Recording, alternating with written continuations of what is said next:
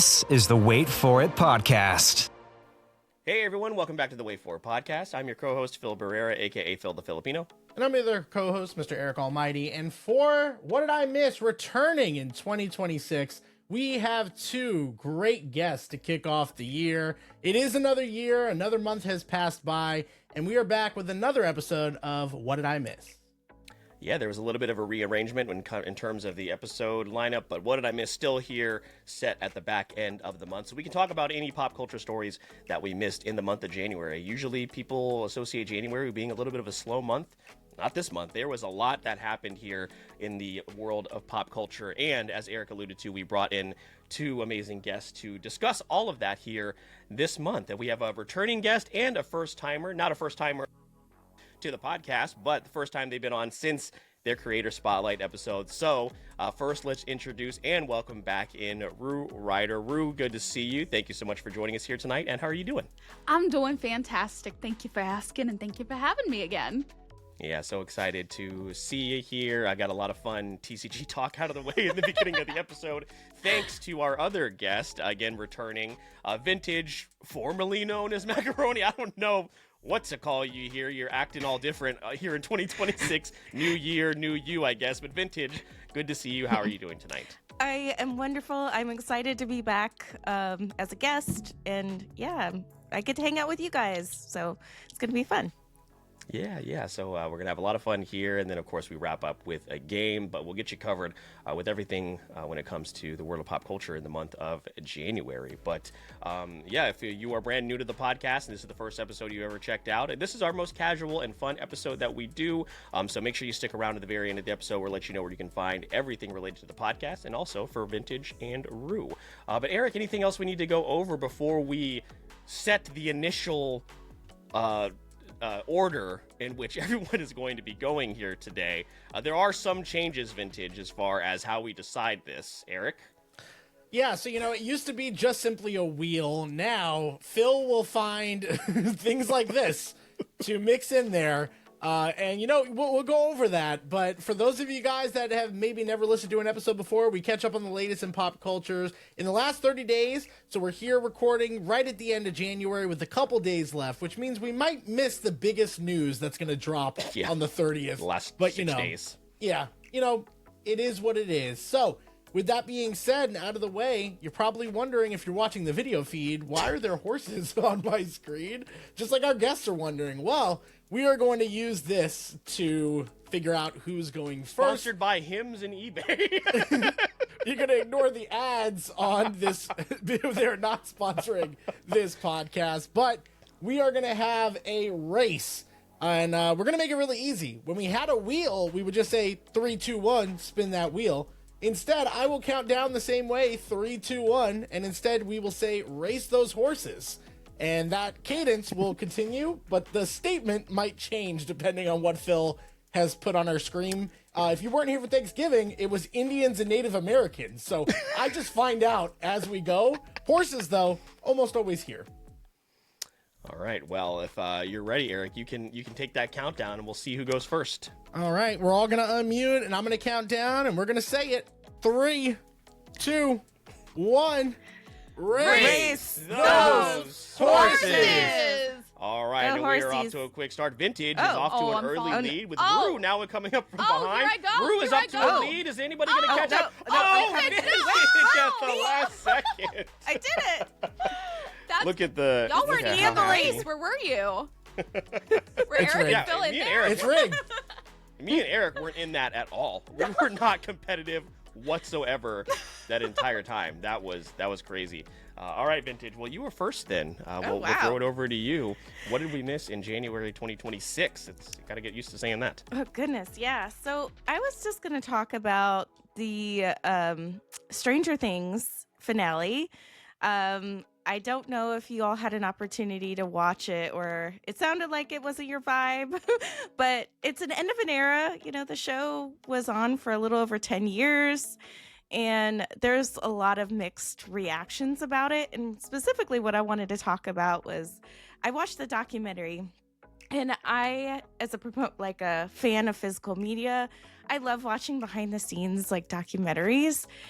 And Netflix put out a behind-the-scenes making of documentary, and I think this is getting a lot of flack because there were interviews with the Duffer Brothers, who are the creators of the show, who basically admitted that when they started the production of the show, they didn't have a full realized script.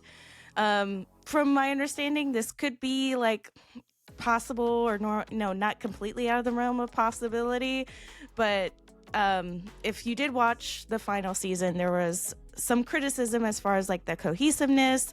It felt very jumbled. So I know some people that liked it. I personally, I didn't think it was bad, but for the wait, I think it could have been a lot better. They introduced characters on top of all the characters that they had, so I felt that some of the payoffs weren't great. Another one of the controversies too is that there's a theory that one of I forget which Duffer brother, but essentially his he went through a divorce, and the theory was that his ex-wife was a ghostwriter, and she actually wrote many of the earlier seasons, and that when she left between the last season, that's why there wasn't that cohesiveness. And in the documentary, they're basically like, yeah, we're making this up as we go. And, you know, the actors were pointing out like inconsistencies as far as like their characters to the directors, who just seemed really out of it. So I just wanted to bring this up because I thought it was fascinating. I didn't know if any of you three had any opinions on Stranger Things or wanted to share your thoughts. Boy, behind every great man, right? Like, that's crazy. Mm-hmm. I saw bits and pieces of the documentary, so I almost like was hate watching Stranger Things. So I have not finished it. I'll give a very brief synopsis of my relationship with this show. During the pandemic, you know, when that season came out, and everyone was like, "You've never watched Stranger Things? You never watched Stranger Things?" I was like, "Fine, I'll watch the damn show." And I really enjoyed, I think it was season 2 and season 3. I was like, okay, I get this. Season 1 was okay. And then the season that came out like during the pandemic, I was like, nah, I don't think I enjoyed that at all. And then we got, and then the season before this most recent one, didn't like that one at all. And I watched the first 3 episodes of this final season, and I was like, I think I'm done, which is crazy considering how close to the finale that I am. So I think I will eventually watch it when it kind of calms down a little bit. I will say that my daughter, who has loved the show from beginning to end, did not enjoy the final season whatsoever. So this whole thing, and we've talked about this before, Eric, if Stranger Things had stayed in its very niche intended audience, and one of the issues, you said it right there, Vintage, 10 years. This show should not have been on for 10 years. They should have wrapped it up in 5, and it should have been, and it could have gone down, I think, is probably maybe one of the better shows of like the 2000s. But instead, it got way bigger than I think that they intended it to. And then all the other actors and actresses and the writers and everybody, they all went their own way, and it just took way too long. And then this model just did not work anymore. So I will probably watch it eventually. I have seen a lot of the backlash, but I don't know, man. Rue, what about you? What's your relationship with Stranger Things, if any? So I did watch the first season, and that was pretty much all I watched. And I was pretty content watching just the first season. Now I have seen, because I'm on social media quite a bit, I did see a lot of the backlash and everything, and I did see clips of the scenes from the final season, and I can see where the criticism is coming from, because I feel like that first season, I don't remember when I watched it, but when I did watch it, again, I thought it was really good, and it like held up on its own. But then like seeing, you know, especially with how much in 10 years the technology has evolved for things like shows and stuff, and I'm sure their budget was probably a decent size with how popular it is. It's kind of like a letdown with some of the effects that they, you know, put into it. And even I heard, like, again, I haven't seen it, but just from what I've heard, a lot of stuff was like implied off screen, you know, like not everything even happened on screen. So just from what I've seen, it's like I might watch more, but I don't know if I would ever get to the final season, from at least from how much I liked the first one to, you know, the critiques about the latest season or the final season. I think the only other show that I can think of that I've watched where it was a similar thing where they didn't necessarily have the ending planned out was Lost. And at the time, the Lost finale, I definitely did not enjoy it. But as I've rewatched the show and gotten a little bit older to understand it, I do like how that ended. I'm curious to see if like people will feel different about Stranger Things in 5-10 years. We'll see what happens. Eric, what about you? How much have you been keeping up with the the reception to the final season? Obviously, you gave up on Stranger Things a lot longer ago than I did. So what is your opinion on what happened here with the finale and everything else? Yeah, I mean, like, so I watched season 1 the year it came out, and then I just never jumped on season 2, and by the time it was sitting in my queue and I considered watching it, season 3 was coming, and I don't know, it was just something around that time it kind of lost its luster as far as, like, not in pop culture, because it's always had a really strong impact, but among the community that loved the first season, I don't know, it just always felt like there was some type of contention after that first one. And while that might not have been the high, some people I think have enjoyed, some of the earlier seasons overall compared to the latter. I just kind of feel like I missed the boat.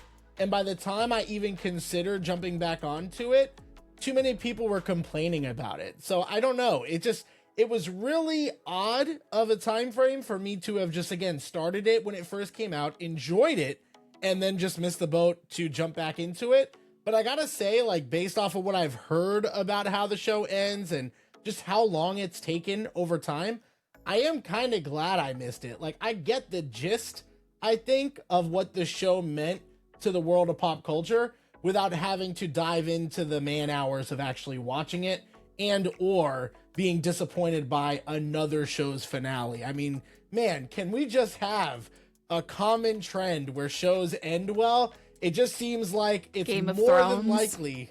And that's why it took me so long to start Game of Thrones. And I'm on season 4 and we put a pin in it. And I'm just not rushing to go back and unpinning it because I know, like, okay, I'm about halfway to when this shit sucks. Like, I don't want to do that. It's the only episode I've ever watched. Which is crazy. Finale. It's crazy work. I also know a little bit about how it ends too, but because I haven't fully watched the show, I can only kind of understand why people are upset. I'm sure I'll understand a little bit more with some more time invested, but that's kind of my thing about Stranger Things. Like, if I was going to jump on board, I would have done it already, and we are definitely past that point now, and I'm kind of glad just considering how the majority of people have reacted to the ending, and people I trust lead me to believe I wouldn't have liked it either. Yeah, that's pretty much exactly where I'm at too. Being somebody who only watched the first season, I'm like, it seemed great as it was coming out and everything, but yeah, there was just so much backlash for this last season, and then there was a lot of TikTok trends that were going around on, I think, the third season and stuff. That was also, there was a lot of, what's his name, Eddie Munson? Is that the character? Yeah, he's a character from the 4th season. Oh, Yeah. it's the 4th season. Yeah. Mhm. So I saw a lot of cosplays of him, and I was just like, this is a lot right now. What was his and shout out to him, he's doing he's doing great. Why am I forgetting? Joseph Quinn? Joseph Quinn, yeah. Yes. Oh, He's- okay, yeah. And now he's in the Fantastic Four. So Oh, is he Yeah. he's really? doing okay. Yeah, he's Johnny Flame. Oh, cool. That's awesome. I didn't know that. I mean, there are some actors that do have some standout performances, but I think the show became too big for its own good, or like its own benefit. And when you have such a large cast of characters, you don't really get the chance for character development. And so that was one of the criticisms that I had, is that there would be exposition in the dialogue, but there wouldn't be anything as far as like character development between the characters, and it would just be them having wild theories that made no sense and then transitioning to the next thing. So I would have liked more, personally, as someone who did watch the series from beginning to end. Some people did like it, but I mean, I think the criticisms of the show were valid, and I think it exists at a certain point in time. And I think too, like, I never got into Lost, and I feel like I missed out on that train because it was so popular. I think too, like, getting into a show when everybody else is watching it is a big part of the appeal. And so I don't know how I would do it, like, starting Lost now, missing it 10, 15 years later, would I still have the same connection to it that other people did when it came out? I'm not entirely sure, but I would imagine it would be the same thing as how you feel like starting that show now.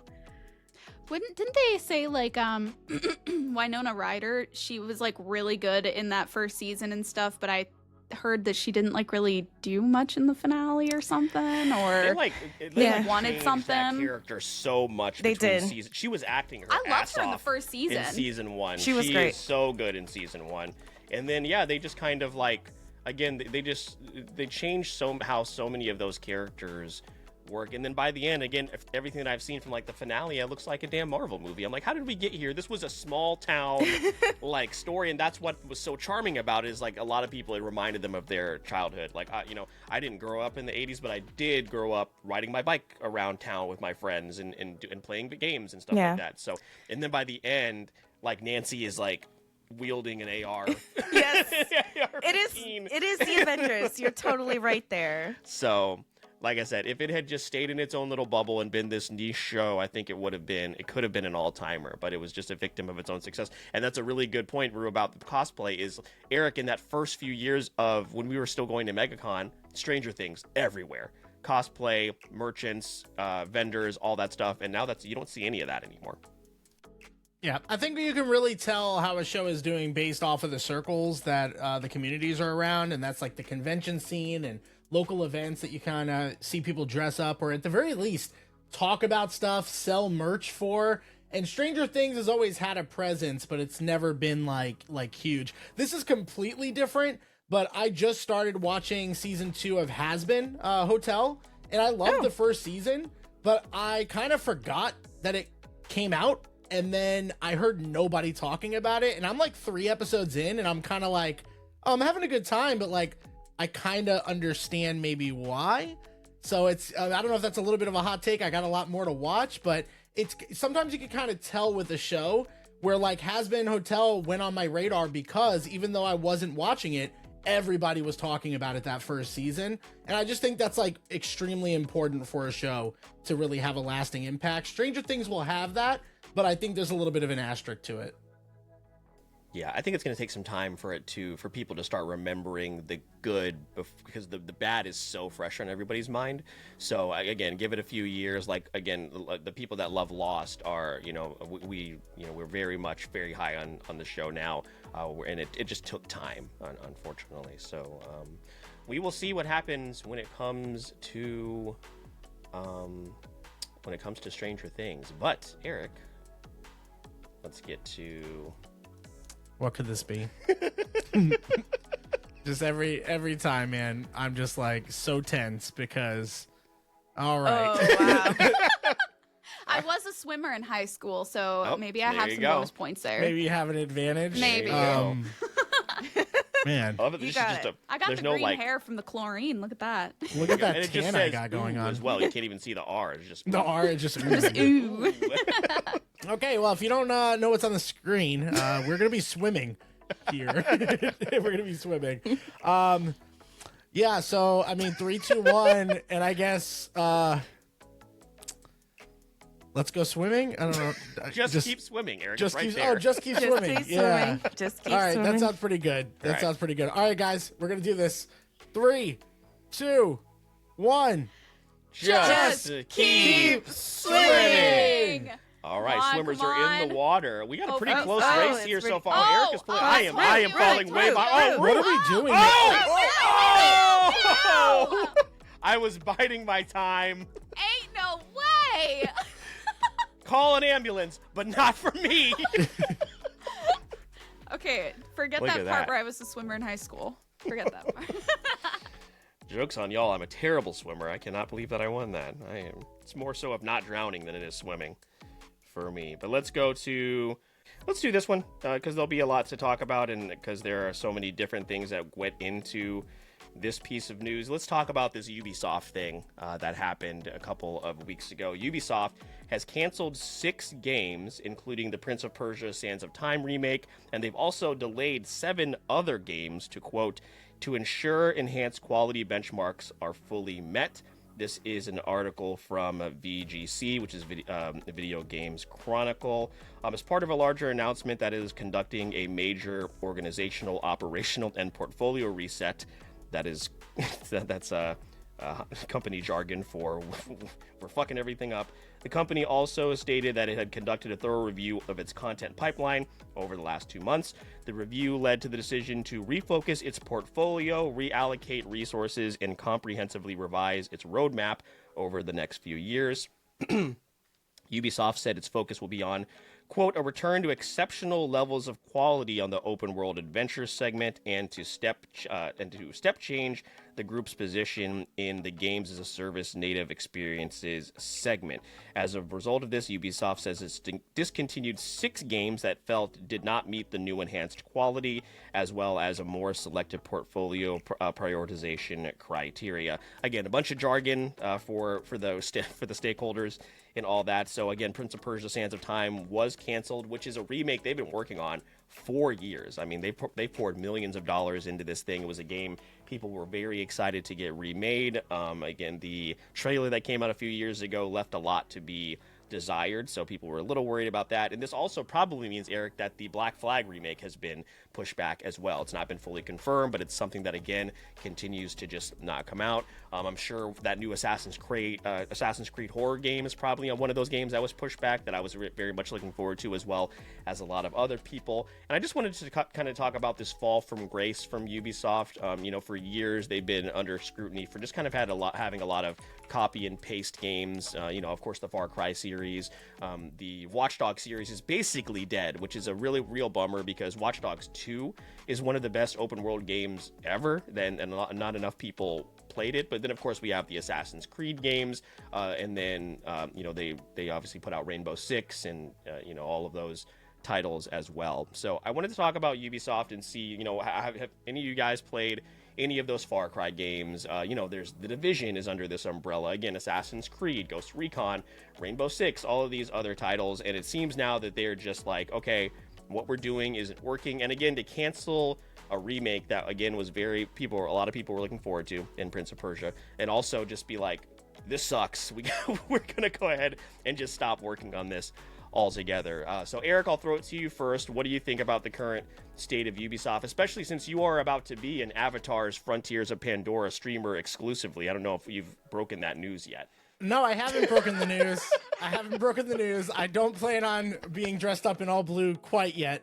But we'll see. I am considering setting a streaming goal for that. And really, I guess one of the reasons I haven't jumped into it, one is time. But 2, with a lot of the Ubisoft games, like I don't want to have to do the Ubisoft Connect stuff. And I'm sure maybe it's not that hard. Maybe it's not. Maybe it is. But you know what? I'm a point A, point B kind of guy. Maybe point C. Once you give me more than 3 steps, I just don't want to do it. I just don't have the motivation to do it. I'm going to live my truth, and that's just where I'm at. So a lot of Ubisoft games are already a turnoff to me. It's very much in the same vein of EA Play at times. So when it comes down to the remakes, I was still excited for them, even though it may not exactly have been something I was jumping towards right away. Prince of Persia, Black Flag, those would have been really, really great. With Ubisoft games, man, it's just they don't hit anymore, right? Like Far Cry 3, one of my favorite games that I've played. I have no association with that franchise anymore. Assassin's Creed, Black Flag, love that. Assassin's Creed 2, no association with that franchise anymore. Prince of Persia, list goes on and on, right? That's why a Star Wars Outlaws didn't interest me in the slightest. There are certain game titles that just no longer have any gravitas, and I feel like Ubisoft right now is scrambling. There's so much stuff going on behind the scenes. I would not be shocked if the day Funko Pops die, Ubisoft is the day after. That's kind of where I'm at this point, and it's really disappointing, but again, it had a great legacy. I just don't know what the future looks like. It looks bleak, at the very least. Eric, you mentioned you mentioned Funko. Was that also on purpose as far as a future stream? Do you have the game to show people? I don't actually own the game Funko Fusion, although somebody may have gifted it to me. I don't actually own it. It was a gift. No, that means it's yours. I gave it to you. No, that's different. Is it next to your copy of Santa Claus 3, the which Santa Claus movie is it? Yes, I have a trash pile along with all the Christmas cards that I get every year. Oh my God. Vintage, what about you? In any again, have you any of these Ubisoft games have you played? What are your relationship with them, and again, any thoughts on their current state? So I played the original Prince of Persia: Sands of Time back on the PS2, and it was a phenomenal game. So I was excited to hear that they were doing something with it, but I'll be honest, I haven't kept up with any of the IPs. I didn't even know they had a game that released last year. Supposedly, I mean, I watched like a clip of it the other day, and it didn't look appealing to me. I think part of the issue is somehow, some way, this company has lost their vision on how they wanted to like push or move the needle, and they just kept making the same games over and over again. I'll be honest, I didn't get super into the Assassin's Creed games. I played 1 and 2 in Odyssey, and that was the last one I played, which I did like it. But, you know, when you have a new game coming out every year, I think it just kind of, I don't know. And then also the microtransactions, I think, hurt a lot of the gaming aspect of it, which eventually just... Now what people are looking for, you look at Game of the Year, they want innovation. They want games like Expedition 33 and Baldur's Gate, like those big narrative driven games, in my opinion. And these games just aren't going to cut it anymore with the audience. Yeah, like you said, just kind of releasing the same game over and over again. That is Far Cry, literally to a T. So, Rue, what about you? What about any of those Ubisoft games? And there's so many. I mean, even dating back to some of those older games that like Vintage is mentioning. I mean, they were in charge of the Rayman games, Rainbow Six. Like there are a bunch of games under their umbrella, but again, it seems like they're kind of going through a little bit of an identity crisis. So, again, do you have any relationship to any of these Ubisoft games? Honestly, not really. I played a little bit of Assassin's Creed way back when. I don't even remember which one it was, but I mean, it was fun and everything. But yeah, it's also, especially with what Eric was saying about like you have to do this, and this just to like log into something or like connect to something. It's like, it's too much for what it's worth. And microtransactions completely, they turn me off of like any game at this point, because I'm paying for a game. I want the game. I get like DLC and stuff, but it's like, oh, buy this, and this. But yeah, it's just with the kind of environment of video games right now, things are coming out so fast from all different kinds of devs. You have all these big studios. You have indie games coming out that are, big hits nowadays. So I feel like if you can't kind of evolve with that, you're going to get left behind. And I think that's probably what's kind of happening here, is that they just aren't, look into the future of like what everything could be, and just kind of like, okay, this has worked for us in the past. Let's keep doing this. Yeah, the Assassin's Creed games specifically, I mean, again, it seemed like they were kind of like moving in the right direction. Get some goodwill back with Black Flag coming out, which again is one of people's favorites, and then go into this new horror game that like the code name was like Assassin's Creed Hexe, and it was going to be set like during the Salem witch trials, and it was going to be this like horror themed game, and I was like, that's cool. Yes, like mix it up a little bit, like get away from this RPG like giant world like you were talking about with Odyssey, Vintage, and those games that are just way too much. I did play Assassin's Creed, what's the name of the Shadows? That's the one that came out last year, right, Eric? Yeah. I already forgot and I didn't even so finish good. it. It was so, yeah, and I just got so tired of like the repetitiveness, and it just was not fun. And then later on in the year when I play a game like Ghost of Yotei, which is similar in theory, and I'm like, God, this is so much better than Assassin's Creed Shadows. Like, what was I even doing a little bit earlier in the year? So it is interesting. We'll see kind of like what other studios follow suit, but like you mentioned, with all of these, with indie games being more accessible than ever, and them also knocking it out of the park, with Ubisoft and its infinite resources, there's no excuse for them to be putting out well, you were saying the Assassin's Creed horror game, like that kind of got my attention. I'm not huge with playing horror games, but I love watching people play them. And right now, that is such a huge genre, at least from, what I watch like Queso and stuff. I love Queso, but it's like people love horror games right now, and I think that could have been, you know, something that really interests a lot of people who aren't just like Assassin's Creed fans, but also people fans of horror who might, you know, not be so sure if they want to get into Assassin's Creed. So that is kind of a stinker that they're just like, never mind. Yeah, so, I mean, obviously Eric is really excited for Avatar, but we just don't share that same excitement that he does when it comes to Ubisoft. You're for gonna some hate reason, my though, story. Oh, crap. Yeah, so, between that and also, Eric, for some reason, like you with Avatar and me, for some reason I want to play Star Wars Outlaws. I can't tell you why I want to play that game. Maybe it's just some sort of, again, just wishful thinking that Ubisoft could make a solid game, but I think you're thinking like this is going to go cyberpunk, like where cyberpunk kind of had the rough like outing is it gonna at have the a start revival. Yeah, and but then here's it like the thing, landed is, like, really great. It's like a great game now. I knew that cyberpunk was going to be good eventually. I don't think that Star Wars Outlaws would ever be good. Yeah, well then I don't know what to tell you, man. Like again, it just explains a lot about you. I like the little axolotl. It explains a lot about you as like a person. Like I'm just gonna be honest with you. Yeah. Well, that's fair. Well, we'll see if Ubisoft can get it together. Next one here, I had to shuffle this a lot to make sure Rue specifically got this character. I want you to know I did this for you. Okay. Here. All right. Little chicken! Let's go! So cute. Oh, I'm ready. right. I better win this one. we got another race here.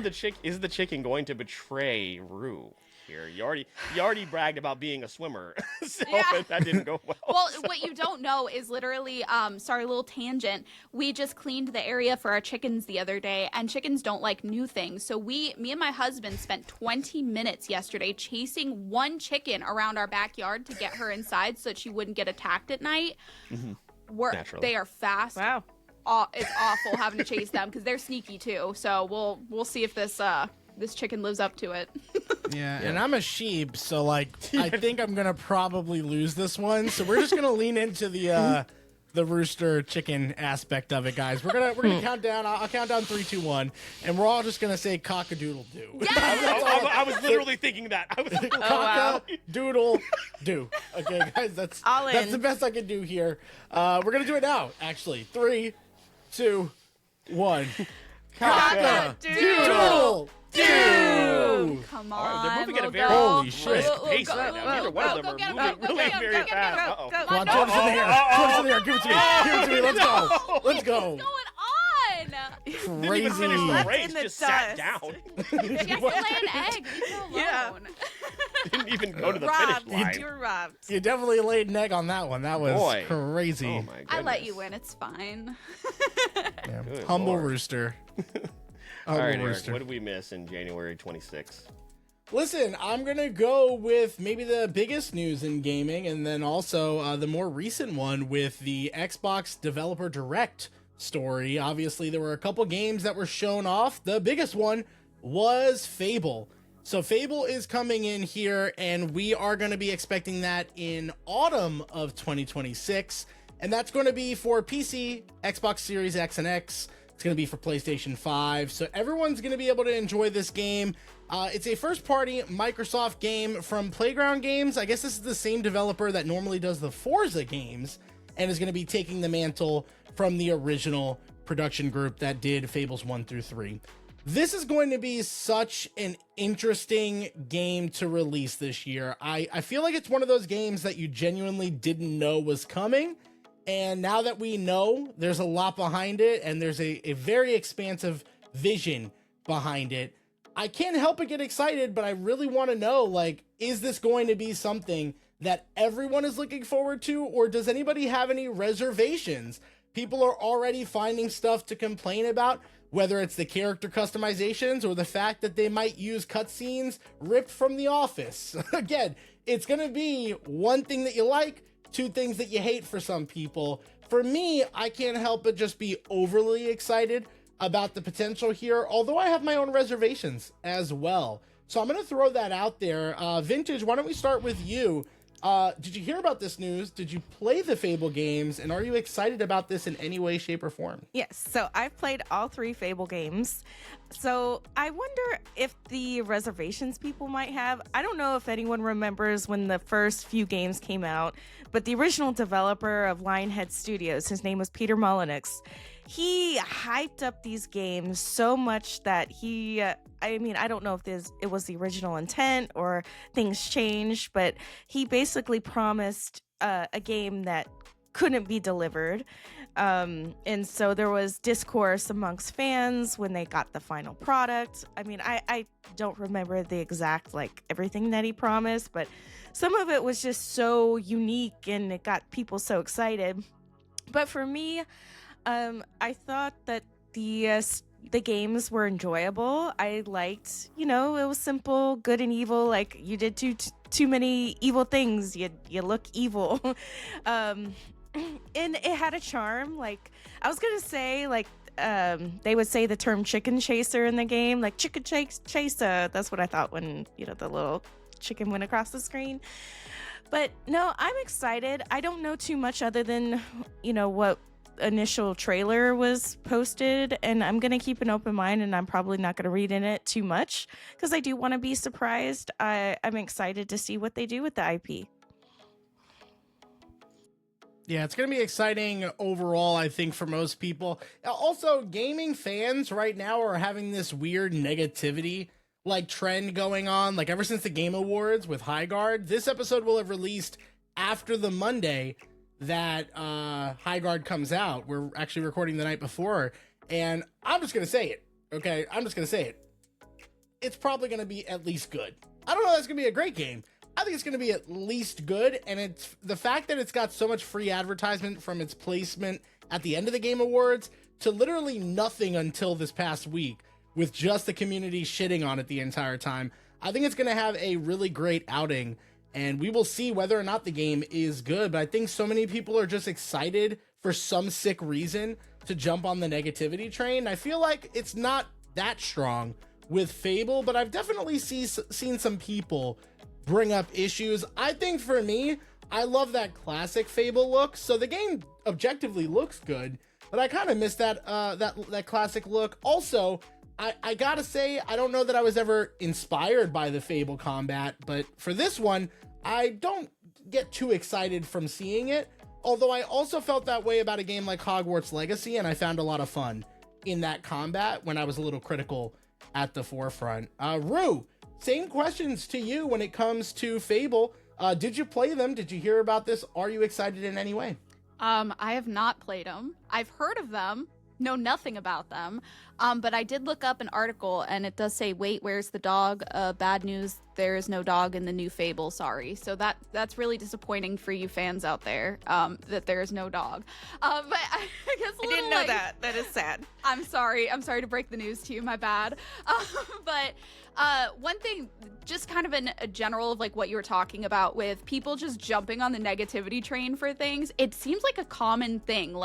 It seems like people want to hate something before they even get a chance to experience it, because believe it or not, my story is not about One Piece, but the One Piece live action, people are still hating on it before it even comes out, and they're just like, it's gonna be awful. And that's what I'm seeing a lot with games and stuff like that. It's oh, it's probably gonna be bad, or and it's okay, are you a game developer? Are you gonna jump in and help them out with that if you think it's gonna be bad?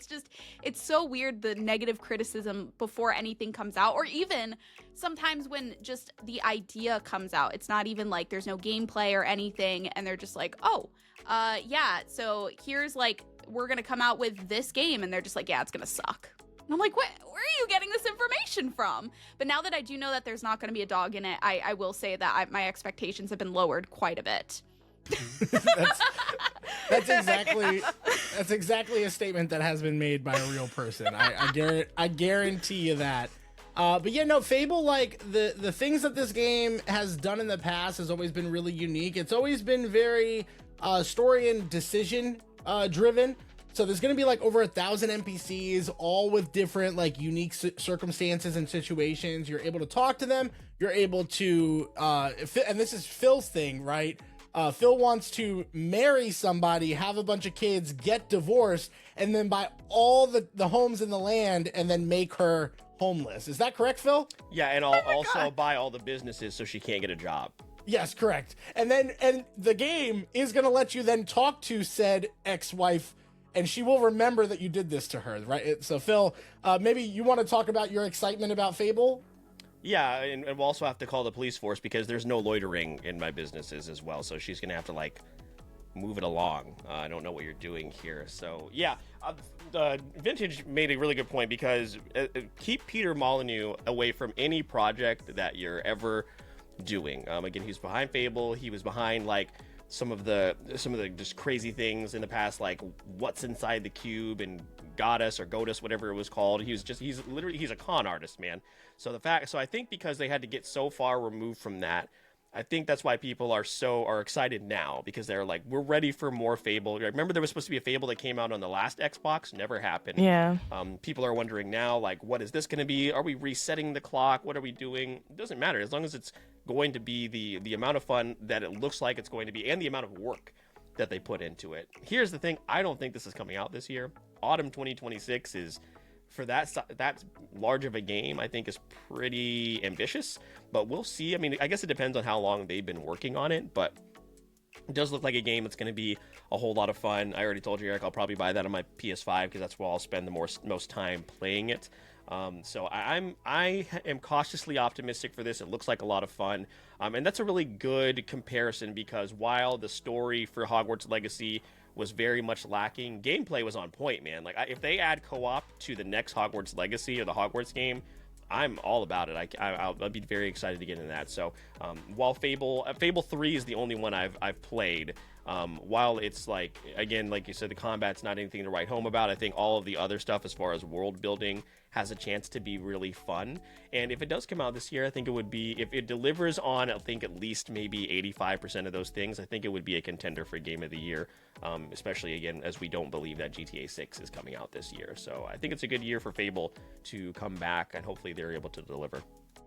I would agree with that. And I mean, one of the biggest reasons I believe that this will happen is because I do think that while Game Pass has some pretty good stuff on the horizon, this would be the Claire Obscure this year for them as far as a get, and getting that ability for people to be able to play it through Game Pass. I think Xbox really needs this just in general, even if it is coming out PC and it is coming out on PlayStation. I think for Game Pass specifically, that's probably going to be the push. So hopefully they're able to do that. I would love to play that, and I would have a really great time jumping into that world again and giving it a real shot. But yeah, that's my story. And probably the biggest recent news in 2026 here already. Rue's actually not going to like this game because you can kick the shit out of chickens. You can. Yeah, that's what Yeah. I was They referring to. showcase that a lot. Rue, in the gameplay footage, they just kept going back to it just to show that you could do it. So awful. Why We'll would show they it. We'll show it in the post show. We'll show you. We'll show you a and then clip. you also fight a giant fire-breathing rooster as well. So. Well, I already had doubts about this game, and now it's down the toilet. That's No it. dog. No Kicking dog. chickens. No dog. Chicken Kicking chickens. chickens. That's. But what if you play the game and you can create like a chicken sanctuary? What if that I that might have be to. there might that Are you might be getting doable? paid by them? I wish. Are they still casting NPCs? I got two people Right. here in this right now. I would Right. love to. Are Love they to paying do you it. to try to get me to buy the game? This podcast is not sponsored by Xbox Game Pass. right. Yeah. So, yeah, like you said, Eric, I hope it. Yeah, I think it would be great if it's successful, but we'll see, and hopefully they can capitalize on the release window. So, but yeah, let's get to. So, Eric, I mean, there's only one person left, right? There's no need for. Do I have to race against myself? anything Well, so here's the further, thing. Yeah, right? you're probably wondering, like, can we just let Rue go? No. No, the answer is no. We actually do, in fact, have to do something And Eric, why don't we Oh. go? out of. And it's going to be the wheel. Classic here. Come on, blue. Come Okay, on, blue. Rue's got blue, vintage. What you voting for? I'm gonna go with yellow. Okay, Yellow. Phil, you're going to be voting for red, I guess. All Sounds right, good. guys. Come on, Sounds good. blue. Classic. The classic. What did I miss is known for. What we were founded on is spin that wheel. Foundation of The what I meant. foundation of the podcast, one would say. We're going to do 3, 2, 1, spin that wheel. 3, 2, 1. Spin that wheel. Come Wow, on, Blue. we're off to a Yellow, good start yellow, with all yellow, these yellow. chants Yeah, it here. was pretty Blue, solid. Blue. Oh, look at that. Listen, Phil, if we can sync cock-a-doodle-doo, I think spin that wheel doesn't prove to be so challenging. And then we're going to get Andrew on later this year, and he's going to completely just sabotage this whole Yes, he thing. would. Yes. So. All right, Rue, what you got here? What did we miss in January 2026? So, like I said, Avatar. I love Avatar. I wanted to talk about this because I was a huge fan of it back in 2009 when it came out, the first one. So I wanted to kind of like talk about the path of where it's going, because it might not be like fully new news as of this month, but it is things that are developing over time. So back in 2009, I went and saw the original movie like 10 times in the movie theater. I wish that were an exaggeration. It's not. And then I actually just watched the second movie the other night. I know I'm very late on that one, but now I'm looking at what the future of the movies are going to be, because now we've got the third movie came out in theaters last month, but now I'm looking at what James Cameron is deciding, and apparently 4 and 5 are like already planned out, but they are going to be dependent on whether or not the third movie succeeds. So they're like all planned out and stuff, but he's not going to go forward with doing them unless this one, of course, the one time I'm talking, he got to be barking. But just, you know, relying on the success of the previous movies, I get it, because you do have to have like a budget and everything. But at the same time, the timeline is looking kind of vast. So I was looking at the timeline, and the fourth movie was supposed to come out this year. It was supposed to be like end of 2026. Now it's coming out in 2029 if it happens. And then the next movie after that is coming out in 2031. And I feel like there's been an uptick of people who have liked the Avatar movies since this last one came out. Because even when the second one came out, I wasn't even like really aware that it came out. But people are like, the new one's out. And I'm like, oh, this is what, like movie 2? They're like, no, this is movie 3. And I'm like, oh, I missed a whole section there. But I feel like it's getting really popular now. So I'm wondering, because I believe when the first movie came out, James Cameron talked about having 7 movies. So if the 5th movie isn't until 2031, that makes me wonder, when is the 7th movie, if it happens. But there's also been rumors that James Cameron might actually be stepping down from directing, and it might be, who's the other person? It's the person who directed, I think, The Conjuring and Saw, and those movies might James be stepping. Wan? Yes, I think, yes. yeah. And yeah. So now they might be like completely flipping it because he wants to, you know, step away from the Avatar series. So I wanted to know what y'all thought about that, and like the continuation of, especially how many years are, because in my opinion, like I said, I'm a huge fan, but I think they did amazing with the motion capturing and stuff. Even in 2009, when they did the first movie, I think it looked really smooth from someone who's not someone who, you know, is big into mocap, like the techniques and everything used, but everything looked really good. And the second movie looked awesome. So I'm like, I feel like it can only get better graphics wise, but is the story gonna hold up over 7 movies and like 2 more decades or something? So want to know what you guys thought about that. Well, Eric, you get to go first as the resident Avatar super fan here. Yeah, well, you know, kind of. Avatar So, Frontiers of Pandora at Mr. Eric Almighty on Twitch. stop doing that. Stop doing that. I haven't even bought the game yet. I haven't bought the game yet. I got some credits. I'll gift it to you. Hold on a second. No, you will not. No, you will fucking not. You can gift it to me. No kidding. Listen. Okay, hold on. We're gonna do a co-stream. Hold on. We'll talk. Let's do it. Yeah. All right, bet. Well, I might have to do it now. Yeah, I don't want to venture into the world of Frontiers. It does have Frontiers. online co-op. Sorry to cut you off. It does have That's online crazy. co-op. That's crazy work. We'll just play Alright. it in sync. That's all. We'll Yeah, play it at that's the it. same Yeah. time. Yeah, it'll be fine. I don't want to jump into Frontiers of Pandora all on my own, but I feel like I have been like the only person in my friend circle that's enjoyed the Avatar movies. Pretty much everybody dogs on it. I mean, it's weird because I have now a little bit of a love-hate relationship. Although I liked Fire and Ash, like I really love the first one. The first one I would say is it's a 4.5 out of 5 for me. That would put it in contention for like top 50 movies that I've seen in my lifetime. I do love the first Avatar. I think it's such a cinematic achievement, and it's just so wonderful and grand scale alone that it's really good. Way of Water loses just a little bit of that luster, but it's still very good. In fact, for how much time had come across or had passed since the first Avatar to Way of Water, I was surprised I loved it as much as I did. I really liked Way of Water. Like I said, I just watched it the other day, and it was It really holds up. good. Yeah. It was good. Listen, when Quaritch and Sully go at it right at the end, that shit's really cool. That is like really hype. And the family aspect, loved that. Loved it, right? So with Fire and Ash, though, like that's where the cracks started to show for me. And it was really weird because like they weren't hiding the fact that it was basically part 2 to Way of Water. But James Cameron has been doing this like weird thing where he's talking about like, well, if this movie doesn't make enough money, like the first 2 didn't make $2 fucking billion each, and they're not like the highest grossing movies of all time. It was a weird approach leading up to the movie. So then when I saw it, I was like, we didn't really do anything new with this one. In fact, it feels like we took a couple steps back in a couple different directions. How I felt about the family dynamic and the characters, how I felt about the world itself. It wasn't bad. It wasn't terrible. I still had a good time at the cinema like I've always had with Avatar. It was just I started to see the cracks, and I started to see a lot of the complaints people had.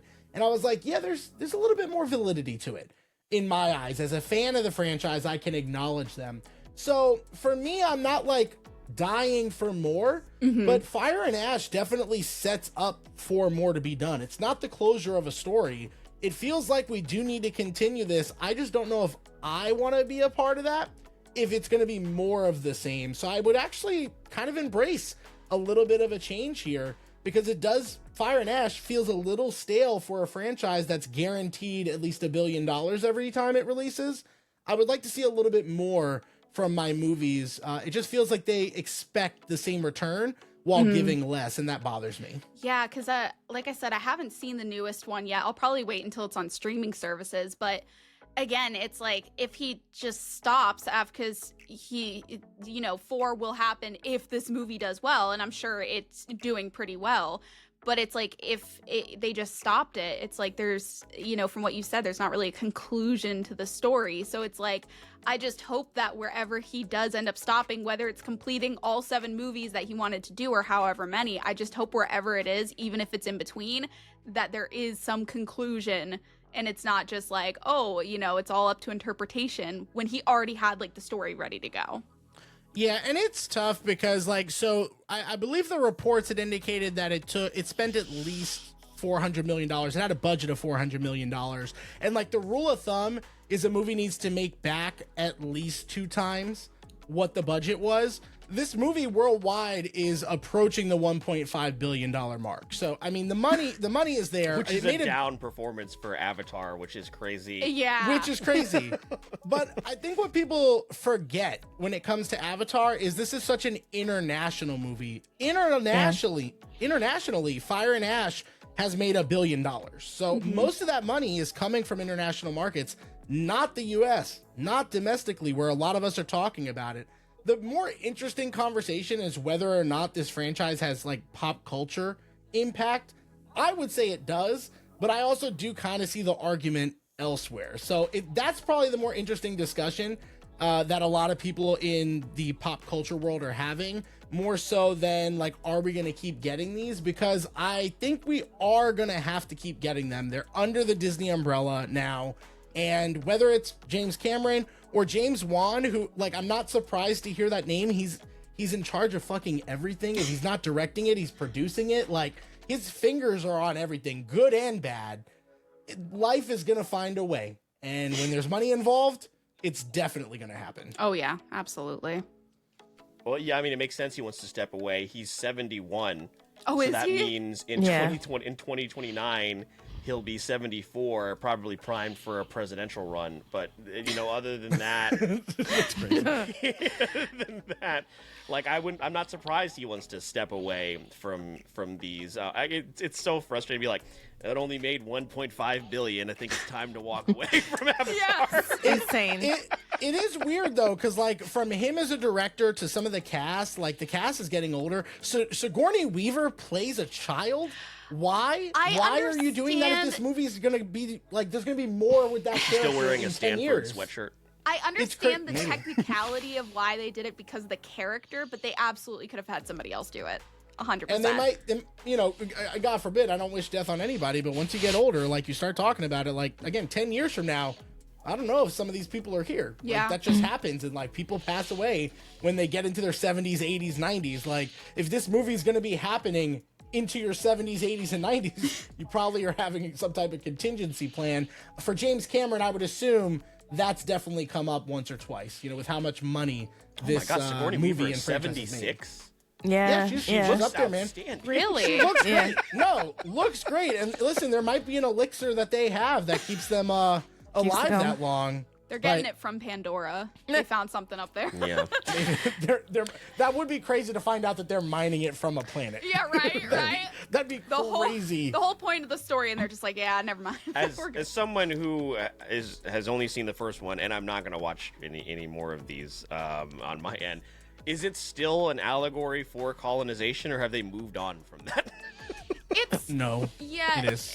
It is. Yeah. Because in the second movie, they move their tribe, or Jake Sully and his family move from like the woods to by the sea, which is why it's the way of water. And then you still have the humans. In this particular one, instead of them just taking out the tribes just so they can like mine the stuff underneath the unobtainium, which is a clever name, unobtainium. They're going after like the sea life and stuff too. Like they're killing the sea life to extract stuff from them to use, I believe it's supposed to be like a potion of youth is basically what it is. I think it makes you so that you don't age. So now they're going after all these creatures and stuff while also chasing Jake Sully and his family. Yeah, and I hate to tell you this, the story basically ends, no spoilers, but it's still humans versus the people of Pandora. Yeah. That aspect of it didn't change for 3 films, and it doesn't, there's no resolution to that. And that should be expected, I guess, when Rue just tells you there's supposed to be 5 to 7 films of this. So. Yeah. I have a question. I haven't seen the second or third one, but I remember the mania in 2009, specifically about the technology of seeing it in the theater with the 3D. Did you all see it? Like, well, you said you just saw it, so did you, Eric, see it in 3D or like have that extra experience? And was that part of the appeal of these movies? No, I could see why people, it's like one of the only 3D movies I probably would say would be worth the money. I think I did see it, the first one time in 3D. I didn't watch Way of Water that way. I tried to watch Fire and Ash in the Screen X version that they have in Cinemark, which is basically the main monitors here, the main screen. And then on the sides, certain scenes will expand across the walls, which I thought would have been fucking great. Those screens never turned on in the 2.5 plus hour runtime. Did you have to pay extra? Yeah, you had to pay extra. It's like, you know how XD, like, they have the regular theater. Then, like, Cinemarks, for example, has the XD, which is the bigger screen, bigger sounds. Well, the Screen X was supposed to be bigger screens. So that's going to tell you everything you need to know there. But, yeah, they were waiting for us at the door giving refund tickets.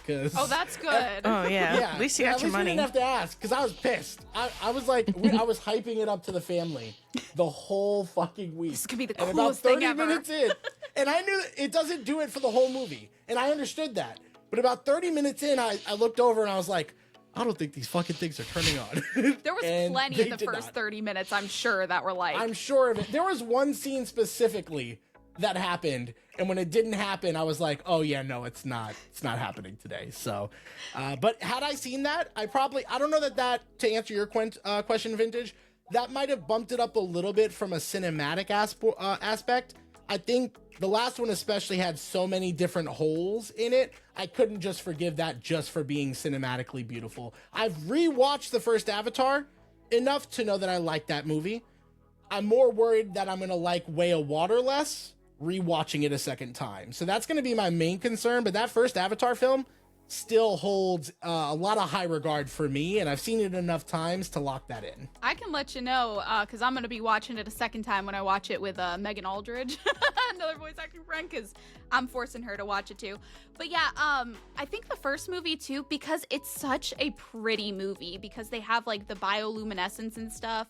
I think the first one, watching it in 3D, because I'm sure multiple of those times that I went were in 3D, I think it's really cool at the time, but I don't know for me if I really want to watch movies in 3D anymore. Like, I feel like it was a good thing back then because it was like, whoa, this is so cool. But now I'm like, sometimes the glasses like give you that kind of like double vision of what's on the screen and stuff. So back then, yeah, absolutely. I probably would have been like, let's watch it in 3D every time. But now I think it stands on its own just watching it the way it is.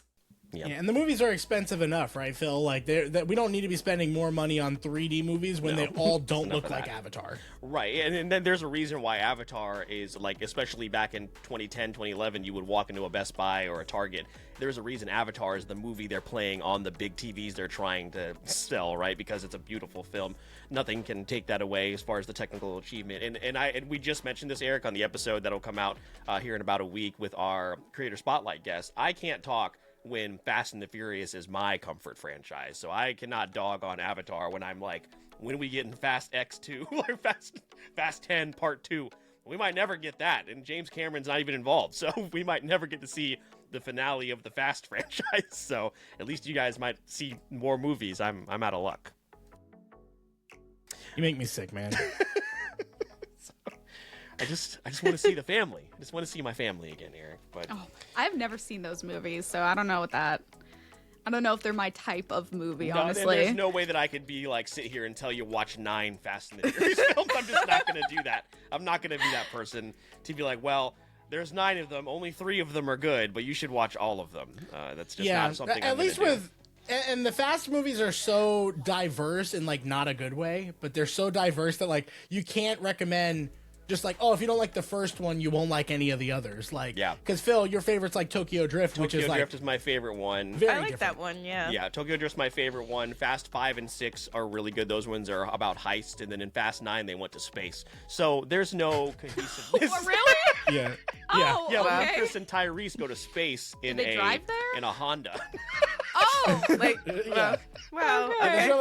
There's only so many ways you can really imagine it happening, but yeah, with the Fast movies, like there's so many and there's so many different things to look at there and variables, but like with Avatar, you're just asking someone to make a 3-hour commitment, and in my opinion, like if you don't like the first one, nothing about the next 2 are going to make you happy. Like Yeah. it's not a fundamentally different movie. So again, I don't know which is better, but that is the state of both of those I will say franchises. the only experience I've had with the Fast and Furious is the Universal Studios ride. So sorry. Yeah, I think I've been on that twice. It was great. It's my Ride favorite is ride. Ride is very like I like to give it it was tag, like yeah. watching a movie, you know.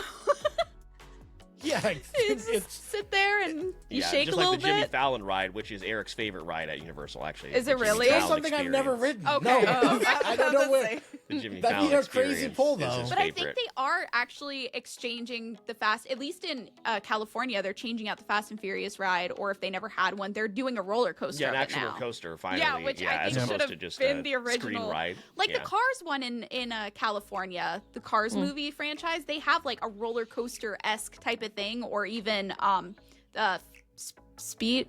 What's that? The one at Epcot? Speed Truck? Mickey's No. Speedway? No. It's the, I don't know. The Cars franchise still. Yeah, no, it was Test Track at Epcot. Oh, yeah, where you yeah. have like there's so many car related rides that they could have done that with a movie that's called Fast and Furious, but instead you're going Yeah. slow and mildly disturbed. Like And like partying, there's like a party in the beginning of the thing. Like, oh yeah, that's great. Universal has for some reason over the last few years, and we're getting a little off topic here, but they got this obsession with screen rides. I don't know why they did it. They did it with this, what I think, Despicable Me, and then the King Jimmy Kong Fallon ride, King Kong. Spider-Man was always there. Yeah, so like I don't know what the hell they were doing, but it seems like at least with Velocicoaster they got back on track. Even I'm not a roller coaster guy, but like that's what people are going to part. They don't want to sit down and watch Vin Diesel dangling from a helicopter, on a TV screen. So, well, they would if after that your car just like shot up into like this crazy 360 or something. Or That'd into be space, fun. like Yeah, with or into Ludacris and Tyrese. do an indoor coaster and make it all space themed, There and you it's go. Fast and the Furious. You're like, this is Fast and the Furious, right?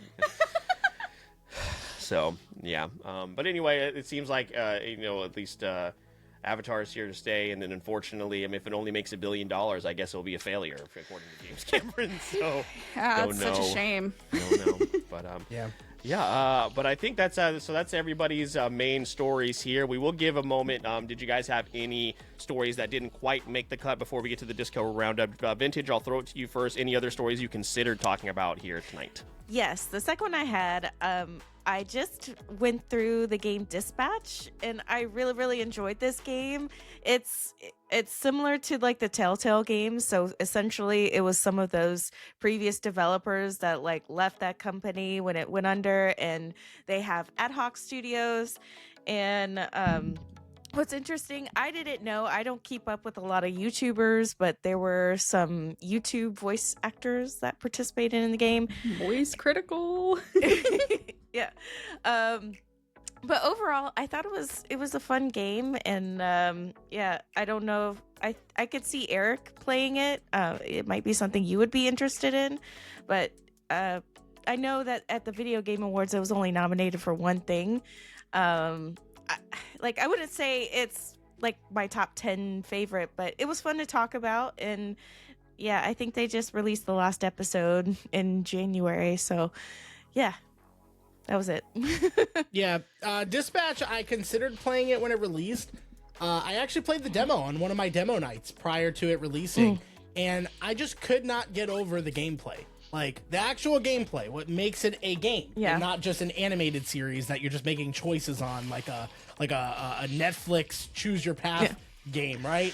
Like, the actual gameplay never interested me from a demo standpoint, and then I watched people stream it, and I just ended up watching a lot of it through their gameplay. Like, it was one of the games that I watched last year versus playing it, and I enjoyed that experience. I got to experience a lot of the moments that were out there. I think it deserves the praise, but from an actual gameplay perspective, like, nothing ever interested me to play it that way, and I think that was probably the game's biggest detriment. Like, where the Wolf Among Us, I felt like that had at least a little bit more to offer from a gameplay perspective. Yeah, this one was like a step below that, and at that point I was like, I would just rather watch. Do you think it'd be better as just an animation?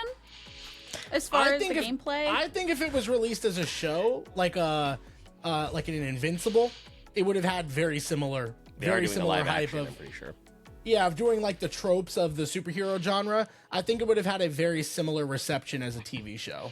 I think it would have also had a little bit more eyes on it, considering the cast too. Yeah, I mean, I could see that.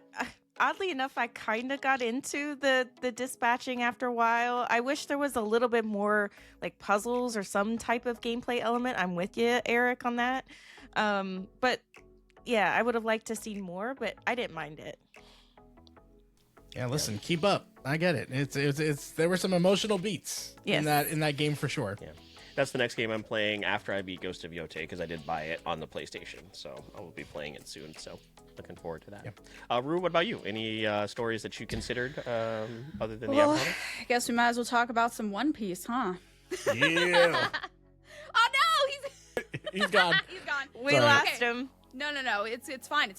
No, I just wanted to talk a little bit about the new season coming out, because that comes out March 10th, and they're slowly showing the Baroque Works cast and in their actual costumes and everything, and they are looking phenomenal. Oh my goodness, Robin, phenomenal. The casting was beautiful. Hearing her voice and stuff with her accent, I loved it. They recently showed Mr. 3, which I was very excited about how they did that, because they did make him true to the anime, and like they kept his hair that's shaped in the number 3, and it's interesting to me what aspects they're bringing into it that are pretty silly in the anime. Like, if you think about it, like, oh, if that's in live action, that'd be really ridiculous, but they're keeping those aspects, and I love that, because it is what makes the show what it is. Like, they have there's this team called the Unluckies. The Unluckies is a vulture, and on top of the vulture sits an otter, and they basically kill people who go against the Baroque works. You think that's like super silly. It is, but they kept it in, and I love that because I was like, are they gonna do that? That seems a little kind of out there even for doing a live action. So I'm just really glad with what they're keeping and how they're adapting it into a live action while still keeping, you know, the integrity of the anime while also, you know, adapting it to an audience that might not want to watch the anime. Yeah, I think Vintage, I know Phil has nothing to add here. Oh, I know Vintage, are you keeping up at all? Like, have you, if, I don't think you've watched One Piece, and if you Never. haven't, have you ever considered watching the live action? Like, has there been any interest on your end? I would consider the live action. I hesitate to even get into the anime because it's so vast. I think it just, the concept of it overwhelms me. I would suggest the live action though. If you don't want to touch the anime, that's fine. But I think you should dive into the live action since it's much shorter. Okay. Yeah, we're all waiting on the remake. I'm very excited for that as like a potential jumping point when they do that on Netflix. But yeah, no, I'm really excited about it. I think the only thing people are complaining about is, and I don't know if this is going to end up being in season 2, but I think there's thoughts that maybe Karu, the duck, it might not appear. Like, how many characters are you going to be able to CGI into this thing? Yeah. Is going to probably be a concern at some point. So to your point, Rue, I do like that we're not taking creative liberties with characters that are pretty silly and iconic. Like Chopper's already kind of a lot to have as like a fully CGI'd character. For sure. But he looks great from what I've, seen. Yeah, for sure. But I mean, it's going to be inevitable that they're going to have to do more and more as the show grows. So when they can keep it silly, like, just making sure some guy has a 3 on his head, like his hair is in the shape of a 3, I like that type of stuff because it's like you're not taking yourself too seriously and you're not saying, oh, we had to pay for Chopper, so we can't pay for the makeup artist to, the hairstylist to make your hair this way for each shoot. Like just little stuff that you would normally expect from not just a Netflix production, but any live action adaptation that we're used to seeing. Yeah, I agree with that. Phil, Yeah, what's your take? Very exciting. Yeah, Phil, jump in here. What? Did you guys know that it's 31-27 in the fourth quarter between the Seahawks and the Rams? Oh, who's up? Seahawks. That's crazy. 3 minutes left. No, I mean, Mr. 3, I don't know if you know this, Phil, but he is, okay. I think we lost him again. We lost him again. It's fine. All right. Yeah, let's move on. Phil, what did you have? The only other 2 stories that I had thought about bringing up is they're making a Fallout Shelter Amazon reality series, which is just, what timeline are we living in? I just don't understand. They cast Ryan Hurst as Kratos in the God of War live action, which I think is really cool. He voiced Thor in the game, so I think he'll be a really, really great. I think he's a really great choice. And then GameStop closed a ton more stores at the end of 2025 and the beginning of 2026 here in January, and they've given their new CEO a $35 billion possible payout if he's able to get things back on track. So, yeah, close a bunch of stores and give your CEO a raise. That seems to be good. Yeah, not great. I did not know there was going to be a Fallout Shelter series, like a competition I'm series. surprised That's Mr. crazy. Beast isn't hosting the fucking thing. No. Well, he's doing no, Beast games too right now, so Yeah. he can't. He's busy. Yeah, Maybe he's a we'll do little a busy. crossover.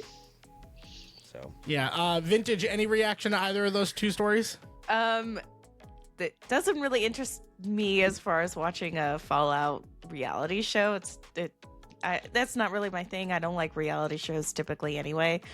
As far as GameStop, I mean, that's been a troubled subject for many, many years now, and the way of like digital games being more prevalent as opposed to physical media, and then how they've pivoted to doing more of like the Pokemon cards and Funko Pops. They're really just riding the coattails of whatever's popular, and that's a risky move. So I wish them well, because I would hate for them to continue to close more stores, because to me, as a longtime person who enjoys video games, it's kind of sad, like, to think of an end of an era like that. But I mean, I literally don't know how they can stay relevant today. I don't. Well, they're going to sell all the stuff that they got from that Trade Everything day, right, Phil? Oh my God! Yeah, I missed out on that. I could have unloaded literally all of the Funko Pops I don't want anymore in one feral swoop, but I missed the chance. And gotten $3 whole. Oh yeah, I was man. gonna say, wasn't it like $3 or $5 per It was like a item or something? $5 In-store minimum, credit. I believe. Wow. Yeah, $5 or $10 minimum. But you know what? I have a lot of Funkos. You know, it's a shame because I do really miss the idea of physical media, which is so funny because we were talking about the TCG stuff earlier and how people like to collect things. Well, physical media you can collect, you know, and it's like all this stuff is going away though because it's so much easier to just get it online. You know, I'd rather, instead of having to drive to my local GameStop, I could just go on Steam and get something for, you know, however much it is. But again, there is the whole argument of, are you actually owning the game now? Because people are like, oh, we can just take a game away even though you've paid for it, you know? So physical media does have its perks, but I do see the convenience in online. So unless GameStop does some revolutionary thing online, you know, where they do something similar to Steam, I don't really see them holding out for much longer, especially like we said earlier, Funko Pops are kind of going down the drain too now. So what are they going to really be selling? Yeah, as a someone who worked at GameStop for almost 10 years, you know, I can tell you the leadership there is totally broken. So they don't know how. Well, it's only a matter of time for GameStop. But yeah, Eric, what about you? And then of course, if you want to transition into the Discord roundup before we get into our game. Yeah, we'll do the Discord roundup. Did you have another story, Phil? Did you bring up? It was there a just third Ryan one? Hurst that was. Oh, that's right. cast as- Yeah, as I feel Kratos. like I was like I knew I walked over something.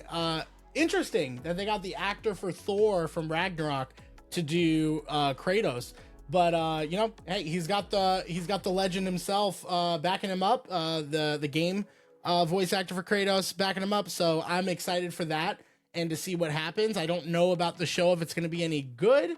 But I'll take that off of my Discord roundup, which is mainly going to be movie and like TV stuff, because we really covered a lot of the big gaming news from this past month. So I'll start off with our Discord roundup. In our pop culture news channel, we talk about stuff throughout the entire month, and we're going to pull just some headlines from those topics. And each of you guys can respond with a sentence response. It could be anything from I don't care or I don't know to something very eloquent. But we'll kick things off starting on the TV side of things. Rue talked about One Piece Season 2 coming in March. In February, we have Monarch Legacy of Monsters Season 2. And then we have Ted Season 2 coming out in March. Phil, reactions to either and or both, and give it to us in a sentence. Eating good, baby. Solid. Vintage. I have not seen any of them. I don't know. Fair. Yeah. Rue. Wasn't Ted a movie? It was, but Phil will tell you and agree. Ted Season 1, banger. Hold on, I want to change my sentence. What do you mean they got him? He's Indian. He's Indian. So anyway, yeah, there's gonna be a lot of quotes coming from that. Anyway, out of context is crazy. For the gaming space, this would normally be a story for Backyard Sports, but if you didn't hear about this, and I just feel like I need to make more people aware, Backyard Sports, the animated special, is going to be premiering exclusively on their YouTube channel on January 29th. I'm very excited to see Pablo Sanchez and the gang in whatever the hell this is going to be. This is your backyard baseball, backyard football, backyard soccer series from the 90s. Phil, are you going to be tuned in? Pablo Sanchez, greatest of all time. Hell yeah. Vintage, thoughts? I don't know. I won't. I won't go out of my Sure. way to watch it, but I would watch it if someone else was playing it, I guess. That's understandable. Rue, Woo, sports. we like sports and we don't care who knows. All right, that's fair enough. All right, the next one here, and then we'll move into the world of movies for the rest of our Discord roundup.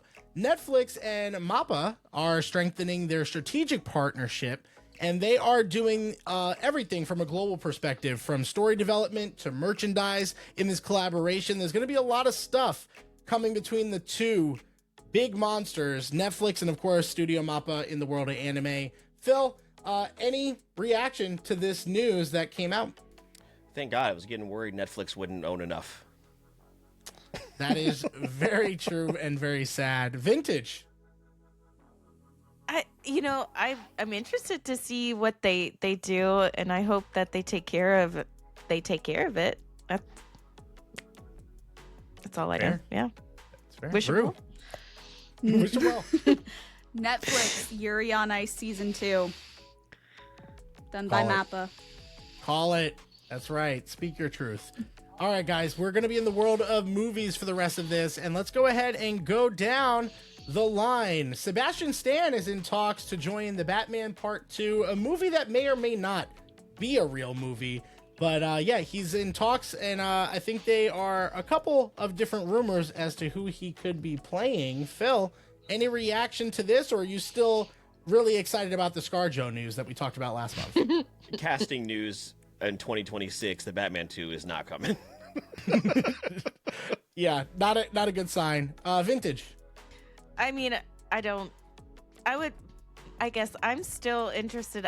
My dream would be to see a Batman Beyond movie if that ever were to come to fruition.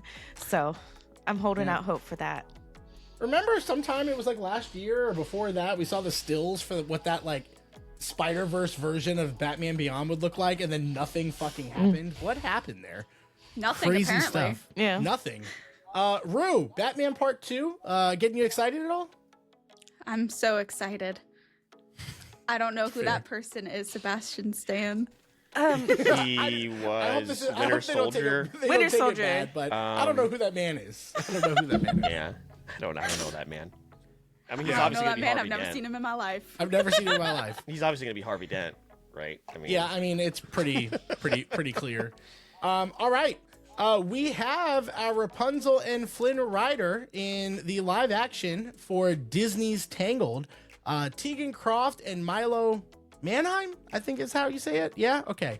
I know only about Milo from stuff like his Disney series, but also from The Journey to Bethlehem, which I don't think enough people. I didn't know anybody else knew what that movie was. Yes! That movie's so good. Is that the and musical? Is it a It's a musical? musical about the birth of Jesus, which is kind of crazy that it would be a movie that I loved, but man, I did feel late to the party. It's coming. absolutely not. Signing you up. Absolutely not. You already have me watching this fucking owls movie. I'm Oh, not the Owls of watching. Ga'Hoole? You know, Yeah, I'm excited for that one. But anyway, we do have our live action Rapunzel and Flynn Rider. Whether you know about the actors and actresses or you just love Tangled, Phil, what are your thoughts about us finally moving in the direction for a live action version? I just don't have any faith in these Disney live actions. I don't know. We'll see. TBD. Now, that's understandable. I do think Tangled has an immense amount of potential. Vintage, how about you? I'm with you, Eric. I think there could be potential with that story, but I'm also in the same boat as Phil. I don't have a lot of interest or faith that they'll do it faithfully or interesting enough, or it'll just be like a,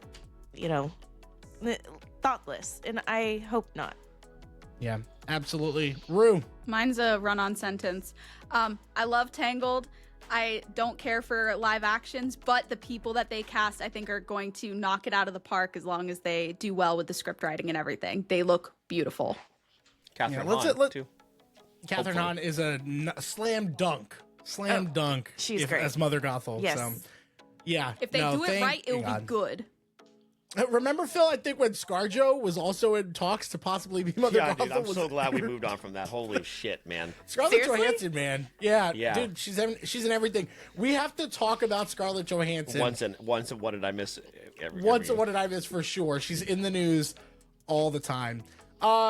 The Masters of the Universe trailer came out this month, and I don't know who's fans of He-Man and the crew, but I am not. So I didn't really care much about it, but it looked interesting. It might be like a Dungeons and Dragons type thing where it's actually like secretly good for something that I don't normally dive into.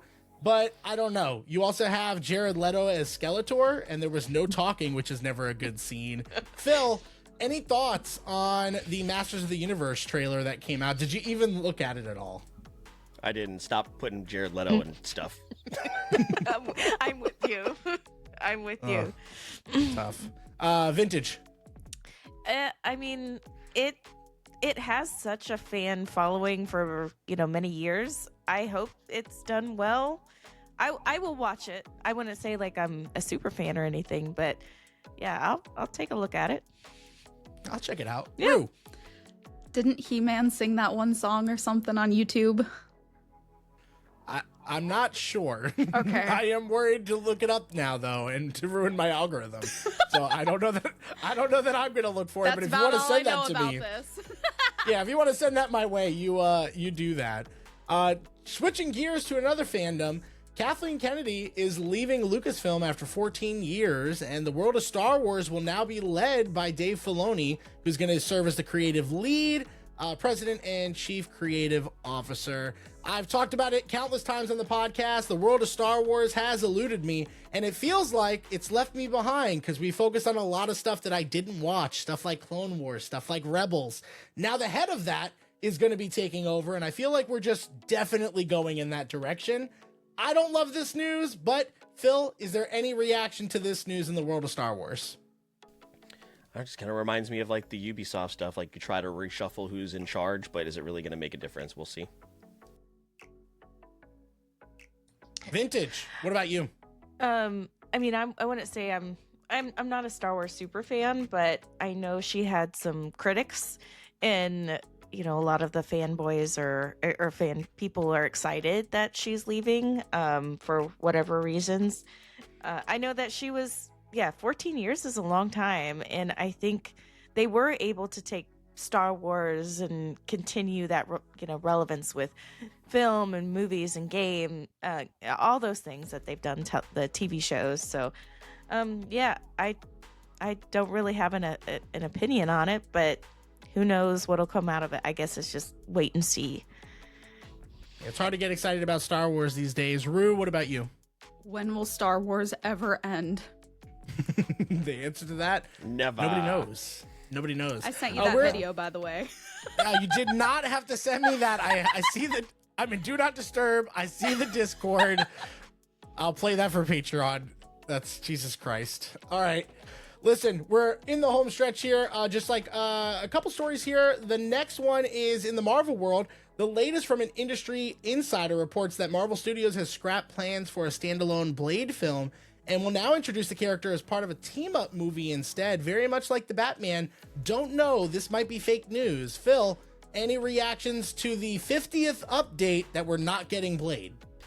Sad, man. Mahershala Ali seemed like the perfect casting, and we're never going to get it. No, probably not. Vintage, any attachment to this news and or Blade? I like Blade. I like Blade as a character, and I enjoyed the movies back in the day. I think it needs its own movie before like putting it on a team. Like I just feel like this doing a disservice to the character. It's an interesting story, so that's kind of a bummer. Yeah, well, Marvel can't take care of single characters, so they love doing team-ups now. We'll see what happens. Rue, any thoughts? At least you'll get a team up on like Yuri on Ice season 2, where they just will never team up with anybody and do a second one. It's sad. There's obviously a theme. I admire of this pain. commitment so much, honestly. I really do. Theme of pain. And we'll skip to our last story, which is just really that the fact that the nominations for the 98th Academy Awards have arrived. The biggest recap here is that Sinners gained the most nominations of any film with 16 nominations, which is very exciting. They're going to be releasing that in one battle after another in IMAX again after those nominations. So great stuff coming out. If you stuck around and figured out like what's been nominated, what's been snubbed, do you have any thoughts at all about the upcoming Oscars based off those nominations? Phil, you can go first here on our last story. Yeah, the No Other Choice snub is pretty crazy. And also, I expected Demon Slayer at least to get nominated for Best Animated. So, yeah, crazy. No Demon Slayer, no Neja 2, no Chainsaw Man, but we got fucking Elio in there. Make it make sense. Make it fucking make sense. F1 got a Best Picture nomination, which it's a good movie, but come on. Yeah, I need to check that out. But yeah, apparently the Academy has something against Park Chan-wook as like the underlying like not proven story, which I kind of would believe. Vintage, any thoughts after the nominations came out? I'll be honest, I didn't even look at the list. I'm looking at it right now. That's fair. Yeah. I'm trying to see if there's anybody that I feel that got snubbed on here. I still need to catch up. Like, I haven't seen Marty Supreme or Hamnet. I know that those are movies that I want to see. I've heard a lot about Train Dreams, but I haven't seen that. Like, I just need to catch up and watch a lot of these movies, to be honest. No, we got so much in our queue from every year. 2025, no different. Rue, what about you? So I don't really watch movies very much. I'm working on it. Me and my friends have a weekly movie. Each one of us gets a chance to watch, a movie of our choice. But aren't like these award shows like rigged or something? I don't know. We'll see. I mean, Amelia Perez, Phil, if that can get as many nominations as it did, There's it might be. some that make sense, absolutely. But there's some where you're just like, my goodness. Yeah, I mean, like, Sinners is, like, universally loved and got 16 nominations, and then now everyone's talking about if they got those nominations because they're not going to get any wins. So that should just, pretty much, you're right. You're right, Rue. What are some of the movies, before we go to our game, what are some of the movies you've been recently watching in this little movie club of yours? Well, I've got a little list right here. Let me. I'm so intrigued as Phil gets our game together. So my picks that we've done were Nacho Libre, a One Piece movie, Jurassic Park, the first one, the SpongeBob movie, because one of my friends has never seen SpongeBob, and Deep Blue Sea. Those were Interesting Deep Blue list. Sea's a good one. Yeah, I fucking love Deep Blue Sea. It's a good one. I loved it. Man. My other friend did I Heart Huckabees, Fievel Goes West, Edward Scissorhands, Spinal Tap, and Pan's Labyrinth. My the last two friends, one did 13 Ghosts, Instructions Not Included, Cabin in the Woods, and The Three Amigos. And then my last Cabin in the friend Woods is like did one of my favorite horror movies ever. Yeah, and then Megan did Maze Runner, American Assassin, The Internship, Love and Monsters, and then we just watched Divergent this past Friday. I'd never seen it. Is The Internship the one with Robert De Niro? No. Oh, you haven't watched it yet? No, I don't know who that is. You don't know who Robert De Niro is? Holy shit! What are you talking about? Rue, what the fuck was that? What? Is he like related Don't- to Sebastian Stan? Oh, The Internship. Never mind. That's the one with Owen Wilson and Vince Vaughn. Never mind. Yeah, those guys. Rue, take it from me. Don't ever say you don't know anybody. Just nod and agree. Phil, this is exactly why, for that reaction alone, this is exactly why I lie all the fucking Please time. clip that part into the. Oh, what is he in? What do you mean? What do you mean? What do you want me to know? What do you mean? Have you seen Meet the Parents? He's the dad in Meet the Parents. Any fucking movie I've never seen. Okay, well, how about for my next movie night, y'all suggest the best Robert De Niro movie? Oh, well, that's gonna be Phil's got you. Goodfellas, and it's gonna be. Phil's got you. And it's a 3-hour film, so you tell me if you have time yeah, for lock it. in. My favorite, I love Stardust. It's like a fantasy movie from the 2000s, and I love Robert De Niro's character in that. Listen, I think the only celebrity I've heard of Jared Leto, I don't care about him, and Scarlett Johansson, but anybody else that you guys have talked about? Listen, I don't know that man to Robert De Niro is objectively crazy, and it is crazy in all the bad ways. But that's fine. We're gonna move forward. Let's go back to having fun, guys. Oh boy, I've just offended a bunch of people at once. My heart rate. It's It's fine. tough. Yeah, crazy. Okay, anyway, we're going to play a Kahoot to wrap up this episode. So for those of you that are participating, Eric, Rue, and Vintage, you'll need your phones. And you can either scan this QR code or you can go to kahoot.it. And then you put in this pin, and then you'll get to pick your name, and then customize your little character. So for those of you that have been just listening to the audio version only of this episode, this is a good time to go over to the YouTube version of this, just so you can see some of the questions. Of course, I will narrate everything. Eric, because we downgraded, this is all either multiple choice, true or false, and then there is one question where you put things in order. So those are the only three options, which unfortunately means it is the end of our Eric's favorite question, which is pin the Fast and the Furious character. Which is honestly definitely not the reason that I called for the downgrade. Sure, yeah, it's definitely not why he wanted to sabotage me. I also learned, because I was actually going to do Jeopardy for this episode, Eric, but you only get 3 free Jeopardies. So I would have to delete all the old ones in order to make a new one. So do that. I will wait. I just didn't want to do it today, so I will do that. Oh, it's just a lot of deletions. I just didn't want to do it today, so I was like, well, that's stupid. Like, why? So I'm gonna go Robert De Niro for this one because that's crazy. I was I'm actually still not gonna put over that it. as my name. Were you okay? Hold on. That's so I funny. got one. Which All one right. looks the most Vintage, like we Robert got De Niro? as a fox with some sunglasses. Yeah. Eric, are you sticking with Ty? Oh, Sebastian's Holy shit! All right, Eric, are you sticking with the camel with the beanie, or are you going? There's got to be like an animal that looks like Robert De Niro. Yeah, come on. I looked. It's really difficult. Yeah. Okay. Is there a? I don't think there is a chicken. Rue. I think it's like a copyright there you thing go. Yeah, potentially. there is. Okay. Of course, I'm gonna find it if it's there. And it's got an eye patch, like the guy from the Robert De Niro. Oh, there you There you go. There you go. Basically, That's not bad. that's not bad. That's actually not not bad. bad at all. Okay. From what I saw on Google, it's pretty close. It's pretty good. Honestly. Rue will Yeah. remember Robert De Niro as a man who looks like a camel, Okay. but with just a little bit of facial hair. Is this still the camel head? I thought it was Albert Yes. Einstein. I thought it was Albert Einstein. I didn't Oh my change the gosh, animal. that's so funny. Oh my god. You guys couldn't even tell. All right, guys. Well, if you've never done a Kahoot before, it is basically just a trivia game, but you do get more points the quicker you answer. So keep that in mind here.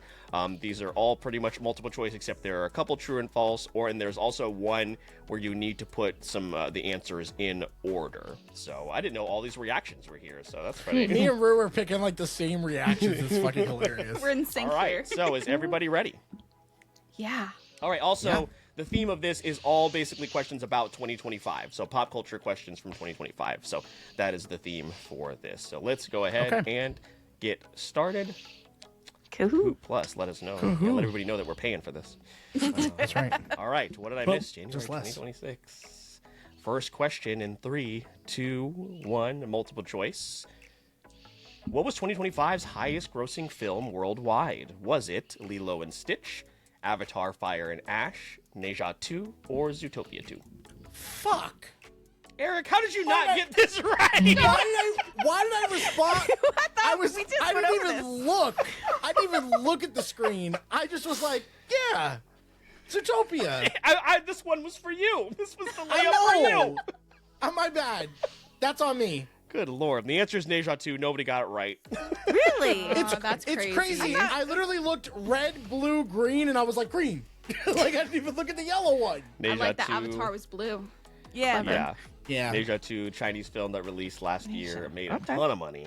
And it's also of one of the good- highest grossing films of all time as well. Of all time. Interesting. That's crazy. Never Definitely heard worth of it. checking out Me if you guys neither. have never seen it. Yeah, and that's the thing. A lot of people have not. Western audiences specifically do not know what Neja is. So definitely highly recommend number 1 And you'd 2. know that if you listened to our podcast. podcast. Damn it, Rue. Next You question. don't listen to us. You Nobody- don't watch Robert De Niro. Robert What De do you Niro. do? What the hell's happening here? I'm gonna have to do like All right. podcast Mondays and just No listen to points. podcasts. According to Billboard, what was the highest grossing concert tour of 2025? Was it Kendrick Lamar and SZA, the Grand National Tour, Coldplay, Music of Spears World Tour, Beyonce Cup? Okay, well, I didn't have a chance to. What? Coldplay? I figured people would go with Stray Kids. Yeah, but Coldplay. How many rich, cheating Coldplay. executives are going to this thing? Coldplay made a shit ton of money. Yeah. Beyonce was number 2. But Coldplay was number 1 by a pretty significant margin as well. I was surprised. Yeah, I thought we all had it with Stray Kids. I know. We all Like, got I- Fun fact, I'm gonna go see that on that Screen X experience I told you guys, Yeah. where it shows Oh up my on the God. side. I'm having to go see that because of some other people in the house. So. I Coldplay, thought man. Beyonce would be the crazy one that's Yeah. like to throw you off. Listen, Europeans love Coldplay, and they have big stadiums over there. So, That's crazy. That makes sense. That makes sense. all right, still We're all nobody doing on the really board. well. Nobody on the board yet. This is maybe the roughest Universal start ever. All right, next question. What did Game Rant rank as the #1 anime of 2025? Was it Solo Leveling Season 2, The Apothecary Diary Season 2, My Hero Final Season, or Takopi's Original Sin? What did Game Rant rank as the #1 anime? 7. I should have went with my gut. 5 seconds. There It was Original Sin. Damn it, dude. Yes. I was like, maybe My Hero had enough. That was #2. Behind it. Yeah, okay, that makes sense. Dang. Yeah, I've heard remember a lot them about talking that one. I had never heard of it until I looked up Me this neither. list. Yeah, so just have to check it out. All right. Sebastian Zero. Stan is on the board. Yeah. We We're got gonna some catch points. Next question. Which of the following games did not make Steam's top 12 Platinum Best of 2025 list? Was it Dispatch, Schedule 1, Dune Awakening, or Borderlands 4, which was not on the top 12 Platinum list for Steam bestsellers of 2025? I just played Schedule 1 last night. I just did the same fucking thing, man. It was Dune, right? No, Dispatch? Yeah. Oh. Dang it. Surprising. Mm-hmm. That's crazy. Yeah, Dispatch was like right there in gold, so it was like right outside of the top 12. Schedule 1 but, deserves to be up there, that's for sure. People playing Dune Awakening? That's Yeah. what I said. For $40 on Yeah. release? That's what I Not me. think. Couldn't Over be my me. dead body. Couldn't be me. All right, well, we're not doing so hot, but Sebastian Stan is I still in the am. lead. Well, I mean, one out of, yeah, I suppose. Next I'm up question. there, okay. Come on, What's Vintage, the name lock of in. this sinner's Okay, character? I could do this.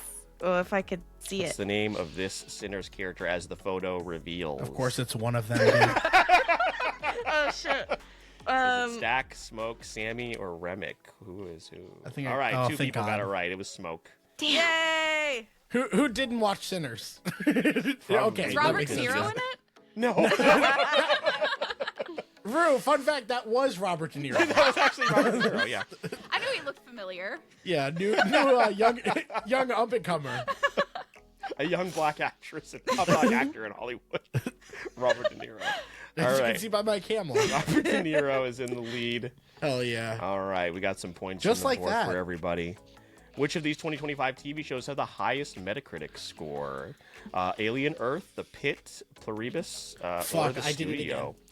I did Which it of again. these have the highest Metacritic score? Yeah, There you it go. wouldn't have mattered. I never heard of that. Yep, it's an Apple TV show, and they don't ever they don't push anything, so that's why you've never heard of it. They don't ever advertise. But it Pluribus, is yeah. the #1 show of 2020. I saw the pit and I just assumed you were giving me a layup, and then I saw the studio and I was like, oh fuck, Nope.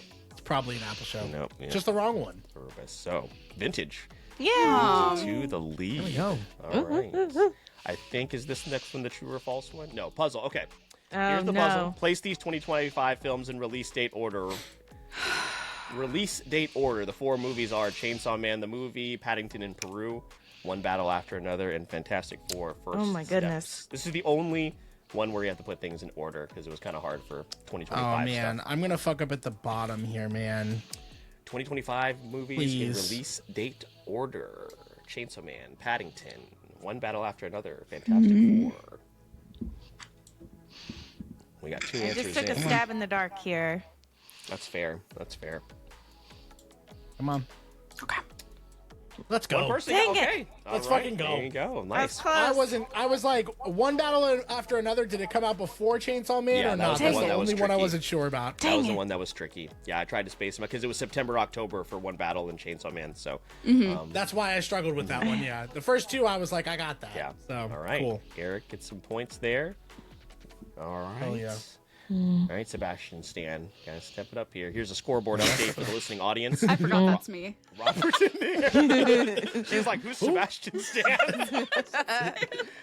Score update for the listening audience. Robert De Niro in the lead, 1,649. Right behind, though, is Vintage with 1,607, and Sebastian Stan with 625. But as you can see, the points can change very quickly. Next quiz. Oh, what is the name of the protagonist in Gachi Akuda? Oh. Is it Zonko? Not the Rudo, fucking show Jabber, you know I haven't seen. I haven't man. seen it either. I haven't Jen, seen what is it. the The main characters. protagonist? I don't know why this 3 is here.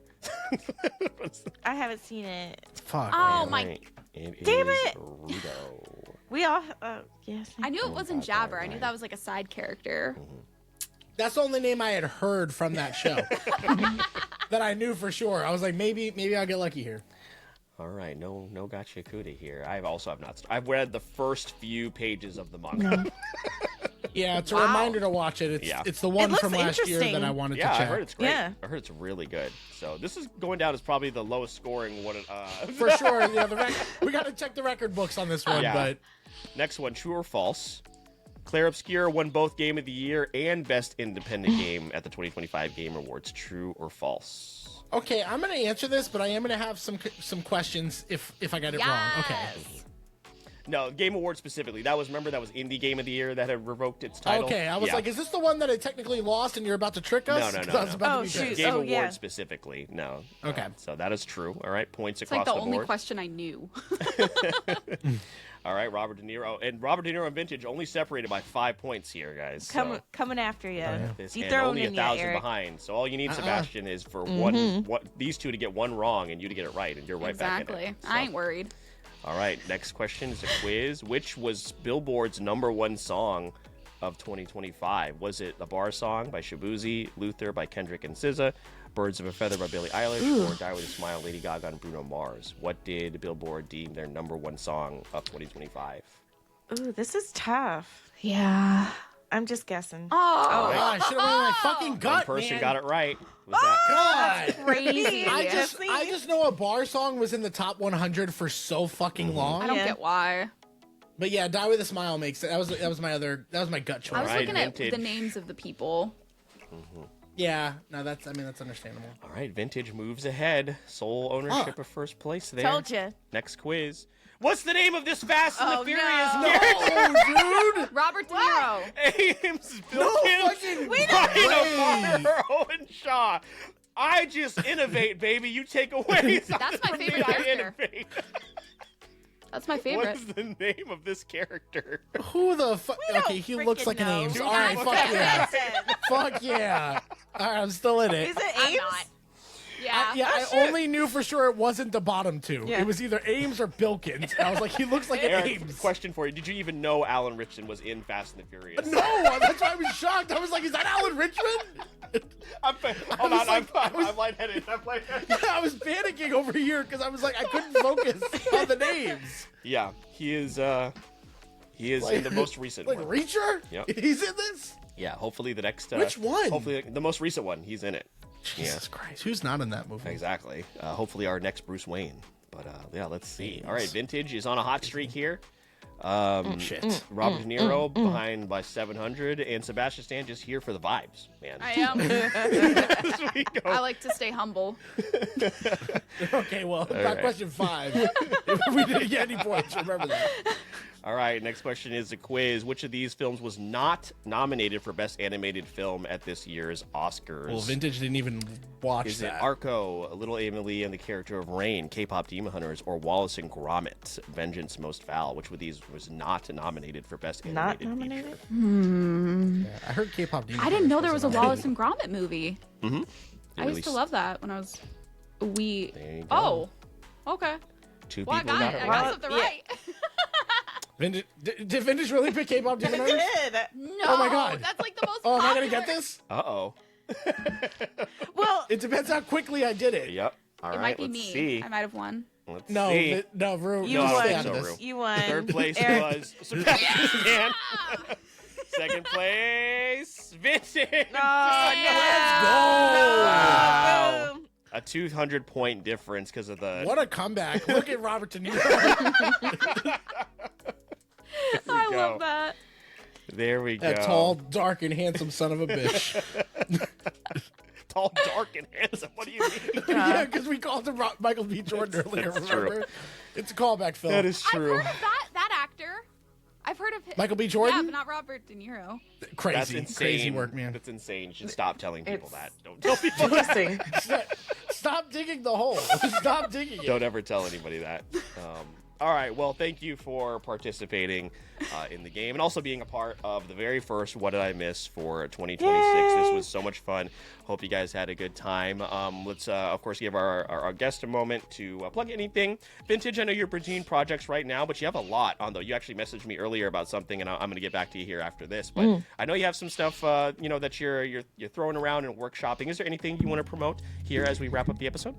I I don't have anything as of yet, but I'm in pre-production of things. So we'll just say that. There we go. Yeah, and we'll make sure to keep up with that, of course, as it comes to fruition. So, and then Rue, what about you? Where are we going to see you? What are we going to hear you in? What you working on? Anything you want to plug before we wrap up? Well, as far as socials, I'm Rue Ryder VA everywhere, unless you want to see my streams, which is Rooster VTuber everywhere, except on Twitch, which is Rooster VT. The VT is for VTuber. But yeah, no, right now I'm just doing a lot of work, voice work, just, making my income where I can and streaming 3 days a week, Wednesdays, Fridays, and Saturdays, and having a good time watching movies every Friday and maybe dabble in some Robert De Niro. We'll see. But other than that, we're just chilling. And I am working on some song covers and some other song-related things, which I'm very excited about. That will hopefully come out sometime within the next few months. Yeah, 100%. So if you want to keep up with Rue and Vintage, everything you need will be in the show notes of this episode. You can also keep up with the Wait For It podcast via that Linktree link. You can follow us on social media, of course, Instagram, TikTok, our growing Discord community. Make sure to follow us on Twitch, where we stream every other week. You can also head on over to Apple Podcasts or Spotify. Leave us a 5-star review. That is one of the best ways you can support the show. Also, continue to follow Eric on his personal Twitch page, where he is streaming twice, maybe sometimes even more a week. You can also follow me, of course, at Phil the Filipino, as I continue to navigate my early voiceover journey and continue to develop over there. So we appreciate all the support so far. But if you find yourself wanting to get a little bit more from the podcast, maybe getting episodes a little early or participating in some of the content that we put out, Eric will let you know about that before wrapping us up for the night. Yeah, you can do everything that Phil mentioned for free, and it only takes a moment of your time. But if you want to go the extra mile and gain our eternal gratitude, well, you can join Patreon, where patrons of the show, Briar, T3 Kato, Vintage, Corey from The World Is My Burrito, Nick Casbaro, the author of the Vidalarium series, and Botter from the Shortbox podcast are supporting us monthly in exchange for behind the scenes and early access to episodes like this one. We really appreciate all the support there, and we're going to continue to grow that community as we build up to April, our first Patreon month of the year, where people can select movies that we watch, games that we play. We're really excited for all the things that are coming up in 2026. Come be a part of it, or you can do everything that you can that's not Patreon that Phil mentioned. It's free, only takes a moment of your time, and we appreciate you nonetheless. But with that being said, my name is Mr. Eric Almighty. That is my co-host, Phil the Filipino, and our guests, Vintage and Rue. Please remember, for the podcast, we release new episodes every Wednesday, and all you have to do is wait for it.